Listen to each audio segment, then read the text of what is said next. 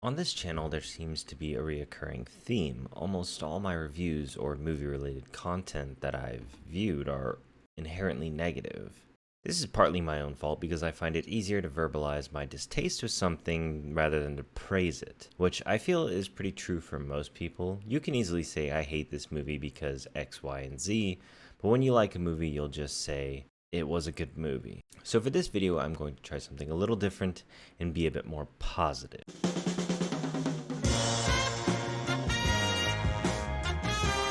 In March of 2018, HBO released a dark comedy called Barry, which centers around a hitman in LA getting caught up in an acting class and deciding to turn his life around. Let me just say this, if you are an enjoyer of crude or dark humor, you should definitely give Barry a chance. Obviously there are spoilers ahead, but this is one show I've enjoyed a lot. I was hooked after the very first episode, and every single episode after that captured my interest and genuinely made me laugh. So once again, I highly recommend you check this show out, but for now, let me explain what I think makes this show amazing and sets it apart from other shows that I've reviewed as being a bit lackluster. The plot of Barry centers around titular character, Barry, who is a Marine veteran that has taken to the life of being a hitman with the help of friend Monroe while employed by the Russian mob to kill a local actor that was sleeping with the Russian mob lord's boss. Barry is accidentally roped into performing for an acting class with his target. While performing, Barry begins to doubt the path of life that he is on and is determined to pursue a career in acting while sidelining his interest in being a hitman. As a result of this, the Russian mob targets Barry for failing to complete his contract. Barry's journey now turns to him pursuing a subpar acting career, a love interest that seemingly has no interest in anything other than herself, and all the while trying to avoid a domineering Monroe that continually tries to rope Barry back into being a hitman. And of course the Russian mob that are aggravated that Barry did not fulfill his end of their bargain in killing his target. This plot pretty much is like a typical fish out of water scenario, but it gets a little bit deeper. Barry has found himself dissatisfied with the life he currently leads and wants to change it to something he perceives to be more meaningful, even if that meaningfulness is inherently worthless. But within simplicity there is demand. Barry, despite his best efforts, is continually forced back into the world of killing. The plot is more than just about Barry experiencing a strange new environment, but more so about him navigating the complexities of his relationships and coming to terms with who he is and more precisely what he does.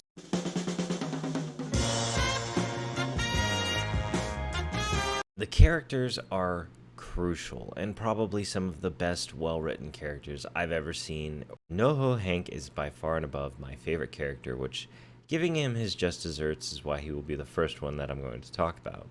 He serves as the right-hand man of the Chechen mob and later becomes the de facto leader. Not only does this character perfectly embody what I feel dark comedy should be, Hank also manages to portray a gay character in a way that didn't feel forced at all, which is pretty rare. From introduction, NoHo Hank is ridiculously polite and kind, despite several sinister undertones in everything he says and does. He openly admits that he feels like him and Barry are friends, despite Barry having tried to kill him and him having tried to kill Barry. This might be purely on the actor's delivery, but everything about this character is just so overwhelmingly well done. I laugh at almost every line this character delivers, and when his feelings are genuinely hurt or his demeanor shifts, I actually care. This character is everything representation strives to be. Hank never mentions his sexuality, and it is not relevant to his character at all. His character solely exists to try and salvage what remains of the Chechen mob after Barry ends it. His exaggerated kindness, abnormal appearance, and general pleasant attitude could all be attributed to who he is as a person, not some identity that he holds. The greatest moment for this character, for me, is when he strong-arms Barry into performing a killing for him. At this moment, the happy-go-lucky Hank is completely absent, and all that remains is the cruel Chechen mob leader that he has become. But still, this character is just the best character in this entire show. Barry is the main character, and it's unsurprising that he would also be one of the best things about this show because he is a core part of it, literally. Barry is a Marine veteran that has encountered a problem most all veterans find a bit too familiar. The skills they learned while in the service do not translate very well into the real world. Oftentimes, the men and women that witness the battlefield, sometimes romanticized as the theater, are unable to move past it. They've punched their ticket, per se. Barry embodies a veteran suffering from PTSD and general disassociation extremely well.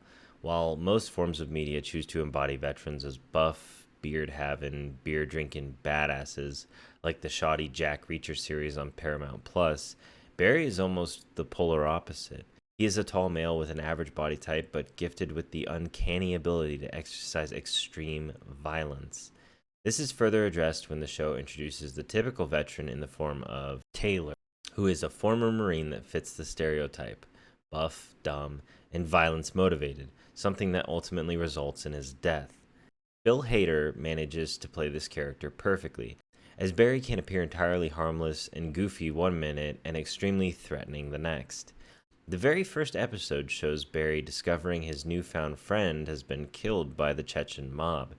Barry notices that the Chechen assassin is right across the street and is struggling to unjam his rifle. Barry calmly addresses them to not point the gun at him before immediately opening fire and seemingly killing all three of them. However, of course, NoHo Hank survives. He then storms off to a nearby cafe, only muttering "fuck" beneath his breath. Barry never seems to learn his lesson. He stumbles through life, he gets irrationally angry, he falls in love with someone who has no interest in him, and he's perfectly willing to sacrifice others for his own means to an end. He kills literally anyone that gets in his way, be that his protege, his friend, or his idol's girlfriend. Barry is a normal guy on the surface that is absolutely wrong in almost everything he does, and his character is compelling because of it. He never gives a holier-than-thou speech, and he never hesitates. Barry is a broken, twisted man that just so happens to be the main focus of the show. Sally Reed is a domestic abuse survivor who has buried herself within her dreams to become a successful actress. She is unwilling to stoop to performing sexual acts for parts, but is also jealous and vain of any other person that succeeds. While she learns about someone else's success, her first reaction is thinking, how did they get successful and she didn't, when she is clearly the better performer? However, she also displays a degree of selfishness. Once she receives an ounce of success in becoming a screenplay writer, she views everyone around her, including her friends who helped her along the way, as nothing more than stagehands. Not only this, but she neglects her relationship with Barry, refusing to break it off despite how unhealthy their relationship has become. This character is also surprisingly real, managing to embody a very privileged woman who has spent most of her life chasing a frivolous dream that has warped her personality into that of a typical Hollywood bimbo. She is fully capable of compassion and understanding, but rarely exercises either unless it benefits her somehow. Sally Reed's character is unique in the sense that over the seasons, she transforms from someone that you kind of like to someone that you hate, to someone that you definitely hate, to someone you sympathize with, to someone that you hate again. It's very, very real.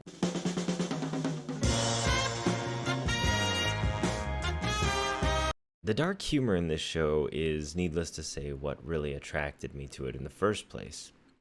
One of the most jarring scenes in the whole show is an instance where Barry decides that he has to kill a friend. There's a back and forth between them where Barry's friend insists that they need to go to the police and turn themselves in for killing someone. He makes the unfortunate decision of informing Barry that he lied about where he was going to his wife, so she doesn't know he went to meet Barry.